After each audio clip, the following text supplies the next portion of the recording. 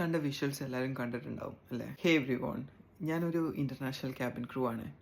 ഈ കഴിഞ്ഞ ദിവസം, അതായത് ഫെബ്രുവരി 17-ന് ഡെൽറ്റ എയർലൈൻസിൻ്റെ CRJ-900 എന്ന് പറയുന്ന എയർക്രാഫ്റ്റ് മിനിയാപ്പലിസിന് ടൊറൻറ്റോയിലോട്ട് ലാൻഡ് ചെയ്യുന്ന സമയത്ത് ക്രാഷ് ലാൻഡിംഗ് ഉണ്ടായി. അപ്പോൾ നിങ്ങൾക്ക് ആ വിഷ്വൽസ് നോക്കുവാണെങ്കിൽ നിങ്ങൾക്ക് മനസ്സിലാവും ക്യാബിൻ ക്രൂ അകത്ത് നിന്നിട്ട് പാസഞ്ചേഴ്സിനെ പുഷ് ചെയ്ത് പുറത്തോട്ട് വിടുന്നത്. ആ ഒരു ഇൻസിഡൻറ്റ് നടക്കുന്ന സമയത്ത് ഏറ്റവും വലിയ കൺസേൺ എന്ന് പറയുന്നത് സേഫ്റ്റിയാണ്. അതുകൊണ്ടാണ് പാസഞ്ചേഴ്സിൻ്റെ അടുത്ത് എല്ലാം ഉപേക്ഷിച്ചിട്ട് എയർക്രാഫ്റ്റിൽ നിന്ന് പുറത്തിറങ്ങി സേഫ് പ്ലേസിലോട്ട് മൂവ് ചെയ്യാൻ പറയുന്നത്. അതേപോലെ തന്നെ എനിക്ക് പറയാനുള്ളൊരു കാര്യമാണ്, ക്യാബിൻ ക്രൂ എന്ന് പറയുന്ന ഒരു ജോബിനെ പറ്റി കുറേ പേർക്ക് ഒരു തെറ്റായ ധാരണയുണ്ട്. അതൊരു സർവീസ് ജോബ് അല്ലേ, അല്ലാന്നുണ്ടെങ്കിൽ ഒരു ടീ കോഫി സർവീസ് അല്ലേ എന്ന് ചോദിക്കുന്ന കുറേ പേരുണ്ട്.